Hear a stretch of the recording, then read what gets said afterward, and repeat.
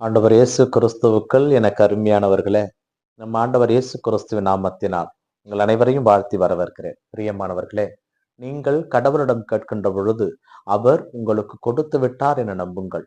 உங்கள் நம்பிக்கையை பார்க்கின்ற கடவுளும் உங்களுக்கு தேவையான செய்ய வல்லவராக இருப்பார். கிறிஸ்து இயேசுவுள் மிகவும் பிரியமானவர்களே, தவக்காலத்தினுடைய 5வது சனிக்கிழமையிலே நாம் இருக்கின்றோம்.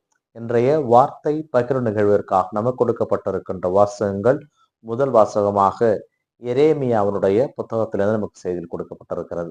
இதிலே எரேமியா இறைவாக்கினர் கடவுளுடைய வார்த்தையை மனதில் ஏந்தி கொண்டு அந்த இஸ்ரவேல் மக்களுக்கு அறிவிக்க சென்ற பொழுது அவர்கள் வழங்கா கழுத்துடையவர்களாக இருந்தார்கள் என்பது நமக்கு புலப்படுகிறது.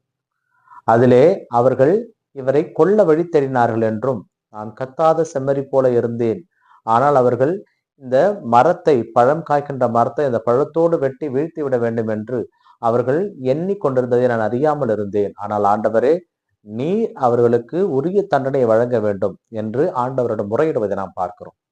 இன்றைய நற்செய்தி வாசகத்திலே இயேசு கிறிஸ்து மெசியா என்றும், இல்லை இவர் கலிலேயாவிலிருந்து வரவில்லை என்று மக்களிடையே பிளவுகள் ஏற்படுவதை நாம் பார்க்கிறோம்.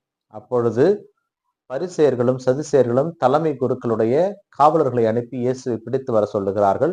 ஆனால் அவர்களும் இயேசுடைய பேச்சிலே அவர்கள் நம்பிக்கை கொண்டு திரும்பி வருகிறார்கள். அப்பொழுது ஏன் பிடிக்கவில்லை என்று கேட்டபொழுது, அவரை போல யாரும் பேசி நாங்கள் கேட்டது கிடையாது என்ற பொழுது அவர்கள் சொல்லுகிறார்கள், நீங்களும் மயங்கி போய்விட்டீர்களா என்று. ஆனால் அங்கே இருந்த நிக்கதம், அவர்தான் இயேசுவிடம் முன்னாளிலே வந்து அவரை சந்தித்தவர். அந்த நிக்கதம் சொல்லுகிறார், இதுதான் இங்கே நமக்கு கொடுக்கப்பட்டிருக்கின்ற இறை வார்த்தை. இதைதான் நாம் தியானிக்க கடமைப்பட்டிருக்கோம்.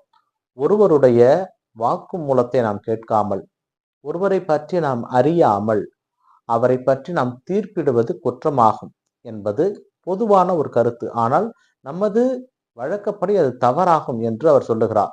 அப்பொழுது மற்ற தலைமை குருக்களும் பரிசேயர்களும் சதுசேயர்களும், நன்றாக போய் விவிலியத்தை படித்து பாரும், நமது புனித நூலை படித்து பாரும், கலிலேயாவிலிருந்து எப்படி ஒரு இறைவாக்கினர் வர முடியும் என்பதை இங்கே குறித்து காட்டுகிறார்கள்.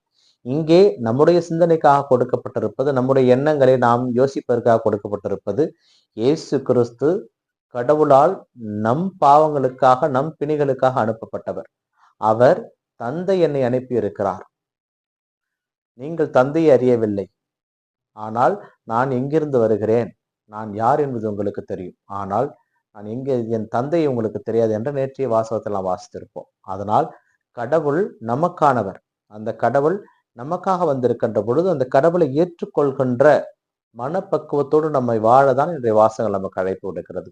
எரேமியா இறைவாக்கினர் இறைவனுடைய வார்த்தை அறிவித்த